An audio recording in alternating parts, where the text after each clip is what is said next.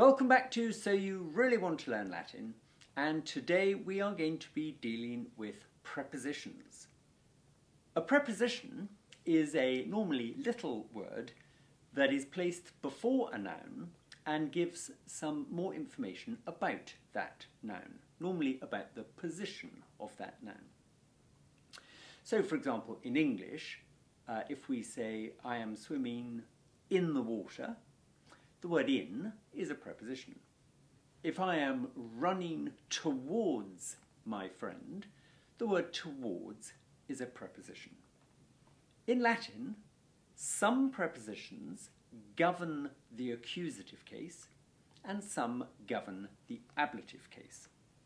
Now, what that means is that if a preposition governs the accusative case, it means that you place the Latin preposition in front of the noun that it's going with, and the noun then goes into the case that the preposition governs.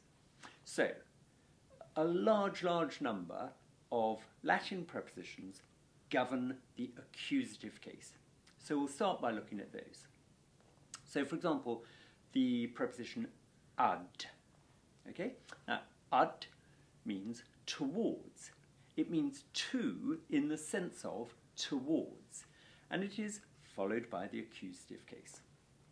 So if you wanted to say something like, the farmer is walking towards the woman, we would have the farmer, agricola, and is walking would be ambulat, and towards the woman, now the Latin for towards is ad, but it is ad plus the accusative. So you write the Latin word ad, and then you write the Latin for a woman, which is femina, in the accusative case. So we would have ad feminam.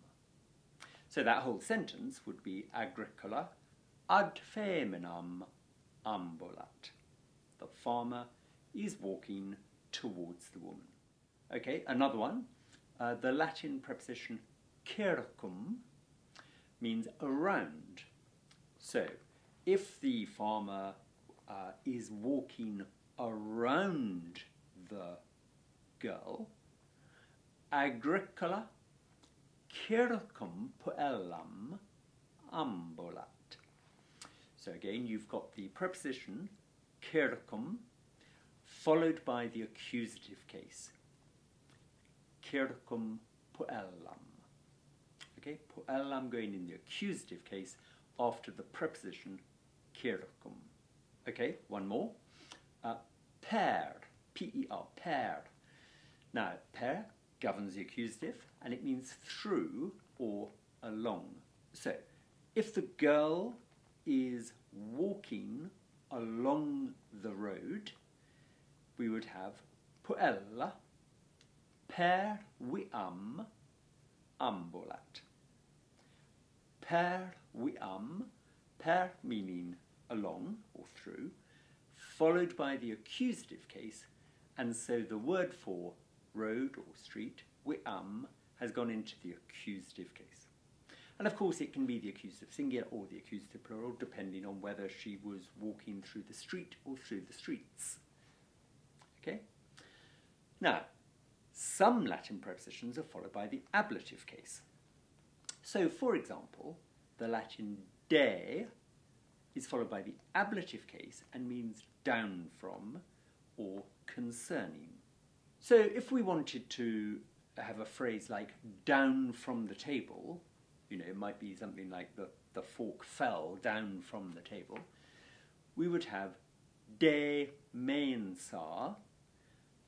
De meaning down from, and mensa in the ablative case because de governs the ablative. Okay, we'll have another one. The word in, when followed by the ablative case, means in. So we might have a sentence like, the sailor is walking in the water. You know, you might be doing that. So there we would have nauta in aqua ambulat. So in plus the ablative means in, and so in aqua in the ablative case would mean in the water. Okay? Now, you've got to be a little bit careful with the Latin preposition in, because in plus the accusative means into, and in plus the ablative means in. Okay, so if we had nauta in aquam ambulat, that would be in plus the accusative case of aqua. That would mean the sailor is walking into the water. Whereas if we had nauta in aqua ambulat, that would mean the sailor is walking in the water. Okay, so be a little bit careful with the preposition in. In plus the accusative means into, in plus the ablative means in. And in fact, that word in plus the accusative means into or onto, and in plus the ablative means in or on. Okay, so you've got to be pretty careful with the preposition in. Okay? While we're talking about taking care, notice that ad plus the accusative means to in the sense of towards. Now, if you watched our video last time, you'll have remembered that we came across how the dative case means to or for, but it doesn't mean to in the sense of towards. It means to in the sense of I'm giving a present to you, or I am singing a song to you. Whereas if you want to use the word to in the sense of towards, like I am walking to the town, then you need the preposition ad followed by the accusative case. Okay? Now, when you are translating, let's start with translating into Latin, and you have a sentence that involves a preposition, it's a very good habit to get into to put little brackets around the prepositional phrase. So, for example, the farmer is walking towards the water. We might put an S over the farmer because he's the subject, and a V over walks because that's the verb. But the little phrase towards the water, it's a good idea to put brackets around towards the water. And then when you are translating that into Latin, you look at the word towards, which is the preposition, and you write down ad. And then you have to remember, does ad take the accusative or does it take the ablative? It'll be either or, because prepositions in Latin either take the accusative or they take the ablative. And you have to know which. When you learn the word, you learn which case it is followed by. So, towards the water, we would have in our brackets ad plus the accusative, we would have ad aquam. Okay? Similarly, when you're translating a sentence out of Latin into English. So, we've already learnt how to put S's over our subject, V's over our verb, O over the object, and then we've been writing gen over genitives and dat over datives and ables over ablatives. Well, just taking that a stage further, if you see a Latin sentence and you identify a preposition, and they're pretty easy to spot because they're typically little words, they don't have noun endings or verb endings. They're just words that you see, like ad or in or per or prope or de or Karakum or ante. Lots of little words like that. Now, when you spot one, it's a really good idea to put a bracket around both the preposition and the word it is going with, which is almost always the very next word. Okay, so ad aquam would go in brackets. Per aquam would be in brackets. De mensa in brackets.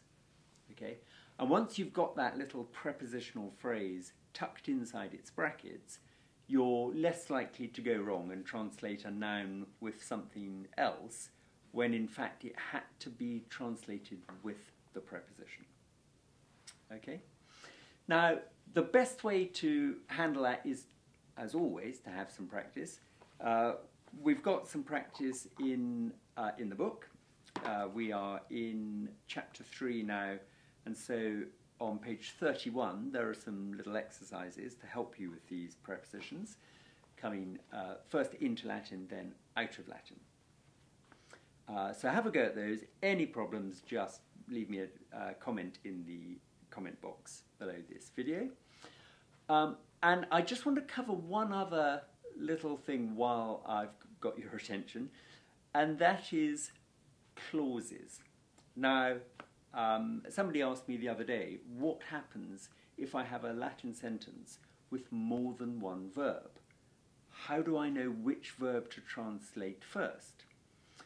Well, it's a good question, and the simple answer is that a clause is a grammatical construction that contains, as a bare minimum, a verb, and a verb must have a subject. So, if you have a sentence that has more than one verb, almost by definition what you've got is a sentence that contains more than one clause. And again, I'm a bit of a fan of using brackets where necessary, so you can sort of chop sentences up into their constituent parts. And if you've got a sentence with more than one clause, those two clauses, or more than two clauses, will typically be joined together with a conjunction, normally the English word and or the Latin conjunction et. Okay? So we're now going to be dealing with slightly more complicated sentences where you may have more than one verb, and you may also have prepositional phrases inside either one or more of these clauses. So I'll just give you a couple of examples of this sort of thing so that we can cope with it when we translate into Latin. So you might have a sentence such as, the inhabitants of the island were hurrying with the women towards the farmers. Okay, so if we were trying to cope with that, we might want to put some brackets around the various bits of it and our magic little letters. So the subject would be the inhabitants, so we'd put an S over that, and the inhabitants of the island needs a little gen over the top because it's going to go into the genitive. So the inhabitants of the island were hurrying is the verb, so that'll get a V, and they were hurrying with the women, so we need to put brackets around with the women because that's a prepositional phrase, and then finally towards the farmers. That's another prepositional phrase. Okay, so that whole thing would end up as Incolae insulae, that's the inhabitants of the island. The verb will go at the end, so we'll do that when we get there. And then we need with the women. Now the Latin for with is cum plus the ablative. So with the women will be cum feminis. That word feminis has been put into the ablative because cum governs the ablative. And then they were doing that towards the farmers. Latin for towards is ad plus the accusative. So we're going to write ad agricolas. And then finally, our verb, they were hurrying. The Latin for I hurry is festino. They were hurrying, festinabant. Okay, so quite a lot going on there. We're really carefully putting our subject in the nominative, our verb at the end, and then we've got these prepositional phrases with the women and towards the sailors. They're not subjects, they're not objects, they're prepositional phrases, and in Latin that requires a preposition followed by a noun in either the accusative or the ablative. And in the book, if you look at the vocabulary lists in the book, it'll teach you which case you require after which preposition. Okay, and now we'll just have one from Latin into English. So if you had a sentence such as Nautae cum incolis pugnabant et per aquam festinabant. Okay, so quite a lot of words there, but nothing too drastic. Following our golden rules, we're going to look at the verb first, but in this sentence we've got more than one verb. And basic little rule of thumb is you look at the first verb first. Okay? So the first verb we get to is pugnabant, and that's third person plural. Subject must be they or a noun in the nominative plural. So we have a look to see if there is one, and we've got nautae, that's a lovely nominative plural ending. So there's our subject, the sailors. So the sailors were fighting. And then before we move on, we've got that little phrase, cum incolis. Now we see cum, put some brackets around it, and then around the noun that it is with, which is incolis. And cum plus the ablative means with. So cum incolis means with the inhabitants. Okay, so you've got the sailors were fighting with the inhabitants. Then we move on, we've got et, which is a conjunction meaning and we then go to the next verb. And sure enough, that verb is also third person plural, festinabant. So festino means I hurry, and festinabant therefore means they were hurrying. Okay? Now, we know who they were because they are the same they we've already had. We've got the sailors were fighting and they were hurrying. We don't need to say the sailors again because we've already mentioned them. So, and they were hurrying per aquam, through the water. Per plus the accusative means through, so per aquam, through the water. Okay? Now, so what's happening all of a sudden is our happy days of just having a subject, a verb and an object are behind us, and we've now got sentences that first of all may have more than one verb, and secondly we've now got, as well as all the cases, genitive, dative, ablative, which we were mucking around with last time, we've now got prepositional phrases. So the complexity of our sentence is growing pretty rapidly. However, if you stick to your guns, look at the verb first, find the subject, don't translate an accusative case before you have translated the verb, you'll be pretty much on the right lines. And now that we've met prepositions, just remember a preposition is placed before a noun and the noun goes in the case that the preposition governs. So once you spot a preposition, just get into the habit of bracketing it off so that that little phrase, ad aquam, per viam, de mensa, whatever it is, will be translated as a little phrase. And then as to where you've translated in the sentence, it's always, I'm going to say it's always obvious. You're never going to be thinking, oh, I wonder when or where to translate this prepositional phrase. It's just telling us more about what's going on. Okay, so good luck with that. Any problems, as I say, drop me a comment in the comments box below. But apart from that, I look forward to seeing you next time.